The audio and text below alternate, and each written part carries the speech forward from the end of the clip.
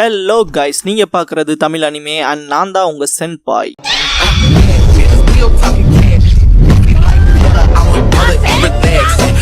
இந்த வீடியோல Naruto Shippuden season 10 episode 208 பார்க்க போறோம். ஓப்பனிங்லேயே 3 சாமுராய் 2 சாமுராய் கிட்ட லோவர் லெவல் எப்படி இருக்குன்னு சொல்லி கேட்பாங்க. எல்லாருமே செத்துட்டாங்க, எங்களை தவறன்பா. பார்த்தா ஸ்வீகெட்ஸ் வாய்ஸ் மாதிரி இருக்கும். சாஸ்கியோட சபார்டினேட்ஸ் இருக்காங்களான்னு சொல்லி கேட்கவும் பார்க்க போனா அவங்களும் செத்துருப்பாங்க போல. வேற லெவல்ல டேமேஜ் ஆயிருக்கு, சொன்னா நம்ப மாட்டேன்பா. இல்ல ஹிடன் கிளவுட சேர்ந்த சென்சரி டைப் நிஞ்சா அவங்க இன்னும் சர்வைவ் ஆகி தான் இருக்காங்க, அவங்க கேப்சர் பண்ணீங்கன்னு சொல்லிட்டு தான் போனாங்கன்பாங்க. அப்படின்னு ஸ்வீகெட்ஸ் சொல்லும் போது 2 பேரும் ஆர்மர் கழட்டுங்கன்ட்டு எல்லா சாமுராயும் அட்டாக் பண்றதுக்கு தயாராவாங்க. ஸ்வீகெட்ஸ் பார்க்க போனா அவங்க நம்மள புடிச்சிட்டாங்க போலங்கவும் ஸ்வீகெட்ஸ் அண்ட் ஜூகோ ஆர்மரை ரிமூவ் பண்ணிடுவாங்க. பார்க்க போனது நல்ல பிளானே இல்லைன்னு ஜூகோ. இதுக்கப்புறமா நருட்டோவை காட்டுவாங்க. எதுக்காக சக்குரா அப்படி பண்ணிட்டு போனான்னு ஃபீல் பண்ணுவான். டோர் ஓபன் பண்ணும்போது சாய் வந்து நின்று இருப்பான். என்னடாச்சுன்னு சொல்லி கேட்பான் நருட்டோ. ககாஷி அது வெறும் க்ளோன் தான் பாரு. சாய் இங்க சக்குரா எதை சொல்ல வந்தாலோ அதை சொல்லாம போயிட்டான்ட்டு அதை பத்தி பேசுறதுக்கு ட்ரை பண்ணுவான். நருட்டோ யாமட்டோ எதை பத்தி சொல்ல வரேன்னு சொல்லி கேட்பாங்க. சாய் சக்குரா ஒன்னும் லவ் கன்ஃபஸ் பண்ணலாம் வரல, அவ்வளவு அவளோட கிளாஸ்மேட்ஸும் முடிவு பண்ணி வச்ச விஷயத்த சொல்ல வந்தான்பா. நருட்டோ ஆமா கொஞ்சம் வினோதமாவே நடந்துகிட்டா, ஏதாவது மறைக்கிறாளான்னு சொல்லி கேட்பான். சாய் அவளோட உணர்வுகள் இப்பதான் எனக்கு புரிய வருது, ஏன் அவனால உங்ககிட்ட அந்த விஷயத்த சொல்ல முடியலன்பா. நருட்டோ சாய் கிட்ட என்ன சொல்ல வந்தே சொல்லுன்னு சொல்லி கேட்பான். சாஸ்கேவை அவங்களே தீர்த்துக்கிட்ட பாக்குறாங்க, உன்னோட காம்ரேட்ஸ் எல்லாருமே கமிட்டடா முன் வந்து செய்ய பாக்குறாங்க அப்படின்னு சாய் சொல்லவும் நருட்டோ தகச்சு போய் நிப்பான்.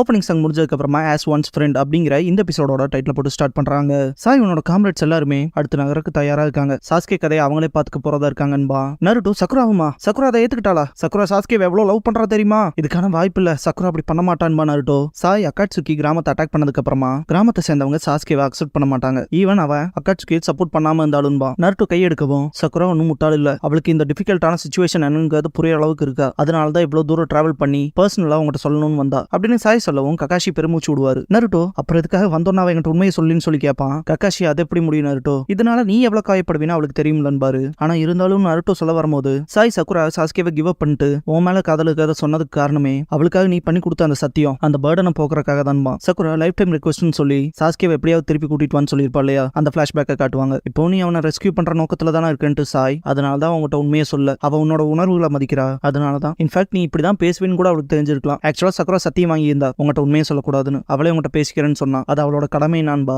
ஏன் மட்டும் நருட்டோட ரியாக்ஷன் இப்படிதான் இருக்குன்னு தெரிஞ்சாலும் உண்மை சொல்ற நோக்கமே இல்லையா அவகிட்ட, அவ என்னதான் பிளான் பண்றான்னு சொல்லி கேட்பாரு. சாய் என்னால வெறும் அசம்ஷனை வச்சுலாம் சொல்ல முடியாது, ஆனா சக்குரா அப்படின்னு சாய் சொல்ல வரும்போது நருட்டோ ஷாக்காவான். ககாஷி சக்குரா சாஸ்கேவை அவளை கொள்ற நோக்கத்துல இருக்காளான்னு சொல்லி கேட்பாரு. நருட்டோ ஷாக்காவான். யாமட்டோ அது என்ன உண்மையான்னு சொல்லி கேட்பாரு. சாயோட க்ளோன் அதே தான்கும். பாஸ்ட்ல காட்டுவாங்க. சாய் சக்குரா கிட்ட எல்லாத்தையும் நீ உன் பக்கமே எடுத்துக்காத, நானும் டீம் 7 தான், நம்ம கூட எல்லாருமே இருக்காங்கன்னு இருப்பான். சக்குரா எனக்கு தெரியும்ட்டு தேங்க்ஸ் பண்ணிருப்பா. சாயோட க்ளோன் அவ சிரிச்சுக்கிட்டே கோஆபரேட் பண்றதா சொன்னா, ஆனா இந்த தடவை என்னாலே சொல்ல முடியும் அது போலியான சிரிப்பு அப்படின்னு சொல்லவுமே நருட்டோ இதுக்கான வாய்ப்பே இல்லைன்ட்டு சக்குரா சாஸ்கே மேல ரொம்பவுமே கிரேஸா இருந்தா அவ இப்படிப்பட்ட விஷயத்த பண்ண மாட்டான்பா. சாய் அவ அதிகமா அவனுக்கு ஆதரிச்சனாலதான் அவன் அதிகப்படியா கெட்டதை நோக்கி போறத பார்க்க முடியாம இருக்கா, அது அவனால தாங்கிக்க முடியலன்பா. சாஸ்கேவை ஈவில் பாத்துல இருந்து அவ காப்பாத்த விரும்புறா, அதிகப்படியா அவனை லவ் பண்ணனால. ஈவன் அது அவளோட சொந்த கைகளாலேயே அவனை கொல்றதாவும் இருக்கலாம். அதுதான் அவ சாஸ்கே மேல எவ்வளவு கமிட்டடா அன்பு வச்சிருந்தான்னு அர்த்தம். அப்புறம் அவ சூஸ் பண்ணிட்டா, நீ வெறுத்தாலும் பரவாயில்லைன்னு அதுக்கு ப்ரிப்பேர் ஆயிட்டா அப்படின்னு சாய் சொல்லவும் நருட்டோ ஷாக் ஆவான். சாய் நருட்டோ கிட்ட அவ உனக்கு கொடுத்த லைஃப் லாங் பர்டனுக்கான பிராயசித்தமா அவ வழியில பாக்குறா. இப்ப வரைக்குமே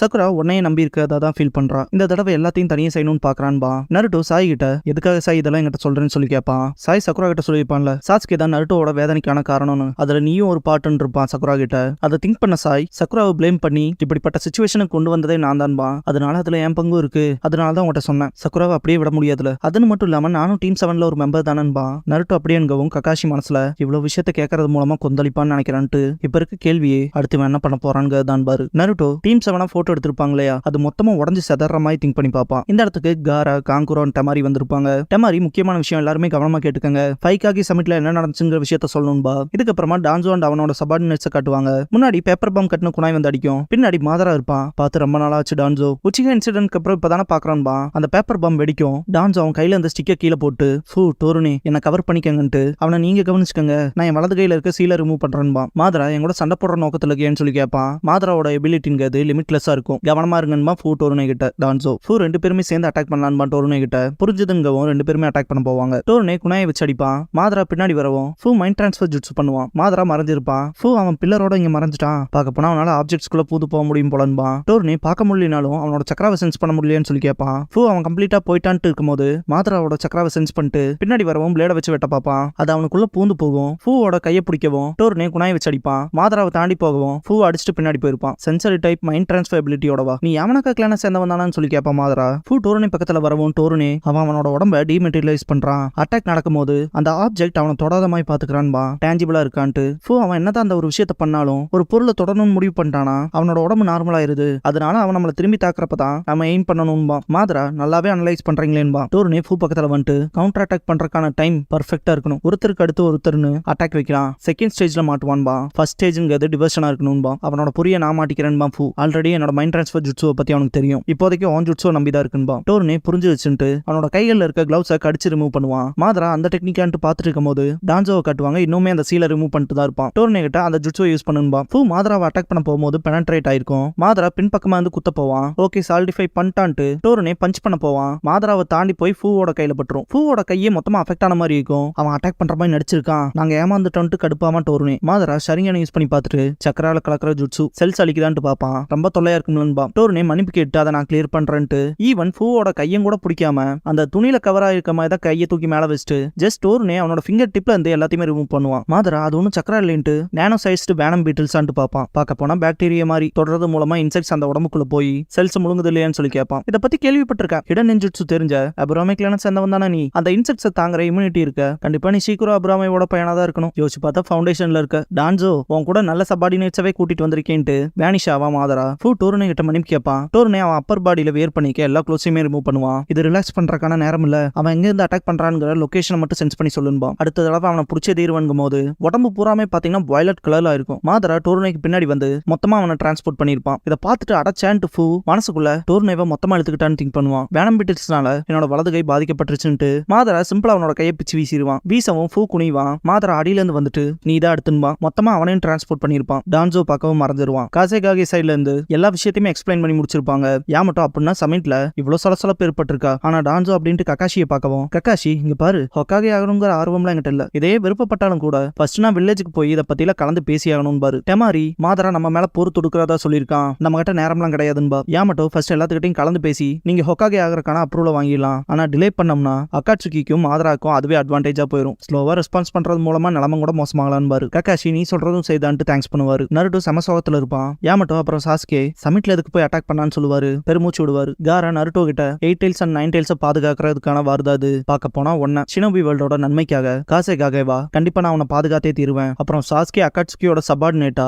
அலைட் ஷினோபி ஃபோர்ஸ்க்கு எதிராக நின்னானா நான் அவனுக்கு கருணை காட்ட மாட்டேன்பா. காரா சாஸ்கே கிட்ட சொல்லியிருப்பான்ல, நீயும் நானும் ஒரே மாதிரி இந்த உலகத்தோட இருள்ல இருந்தோம், உன்னோட கண்கள்ல ஒரு துளி வெளிச்சத்தை கூட நான் பார்த்ததில்ல, பாஸ்ட்லயும் சரி இந்த மொமெண்ட்லயும் சரின்னு இருப்பான். நான் என்னோட கண்களை எப்பவும் மூடிட்டேன், என்னோட இலக்கிய இப்ப டார்க்னஸ்ல தான் இருக்குன்னு இருப்பான் சாஸ்கே. அதை யோசிச்சு பார்த்த காரா இப்ப சாஸ்கேவால அவனை பார்க்க முடியாது, அவன் பார்க்கறதெல்லாம் டார்க்னஸ் மட்டும் தான். நருட்டோ ஷாக் ஆவான். காரா நருட்டோ நீ ஹொக்காகே போறதா சொன்ன, நான் காசேகாகே ஆயிட்டன்ட்டு காரா நருட்டோ பக்கத்துல போயிட்டு நருட்டோட தோல்ல கை போட்டு காகே ஆகணுங்க அந்த பர்டன் தூக்கி தோல்ல போட்டினா அதை தாங்க தயாராயிக்க. அப்புறம் சாஸ்கேக்கு நண்பனா எதை செஞ்சா சரியா இருக்குன்னு யோசிச்சுக்கன்பா. நருட்டோ சிம்பிளா காராவோட கையை தட்டி விட்டுருவான். டெமாரி நம்ம என்ன சொல்ல வந்தோமோ அதை சொல்லியாச்சு, காரா வா போலாம், நாங்க எங்க வில்லேஜுக்கு போக போறோம். கக்காஷி ஹாட்டகே நீங்க தான் அடுத்த ஹொக்காகேங்கிற முடிவோட சேண்டா நாங்க எங்க பக்கம் ஆக்ஷன் எடுக்க போறோம். நம்மளுக்குள்ள இன்டெல் அப்புறம் கம்யூனிகேஷன்ல எந்த ஒரு கன்ஃபியூஷனுமே வரக்கூடாதுன்னு வேண்டிக்கிறேன் கிளம்பிடுவாங்க. முன்னாடி போன காரா திடீர்னு ஸ்டாப் ஆயிட்டு நான் உன்னை ஃப்ரெண்டா கன்சிடர் பண்றேன், பாஸ்ட்ல எனக்கு ஃப்ரெண்டுங்கிறது வெறும் வார்த்தை மட்டும்தான், உன்னை பார்த்ததுக்கு அப்புறம் தான் முக்கியமான ஒரு விஷயத்தை ரியலைஸ் பண்ணேன், அந்த வார்த்தைக்கான அர்த்தத்தை புரிஞ்சுக்கிட்டேன், அதை நீ எப்படி புரிஞ்சிருக்கீன்னு. சாஸ்கேக்காக என்ன பண்ணணுங்கிறத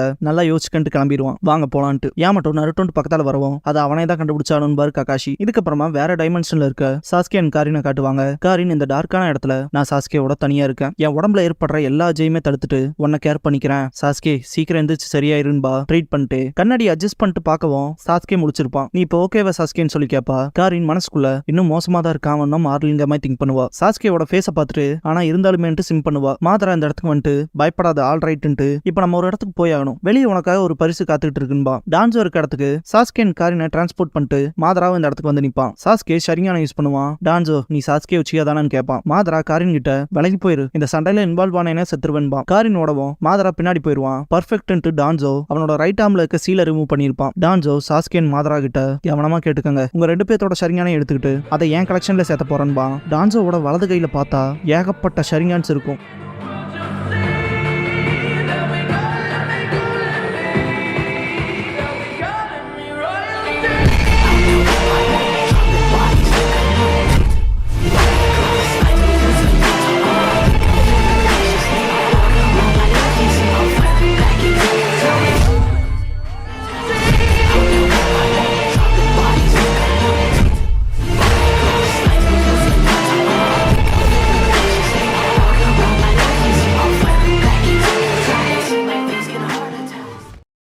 க்ளோசிங் சாங் முடிஞ்சதுக்கு அப்புறமா டான்சோஸ் ரைட் ஆர்ம் அப்படிங்கிற எபிசோட தான் நருட்டோ ஷிப்புடன்ல அடுத்து பார்க்க போறீங்கன்பா நருட்டோ.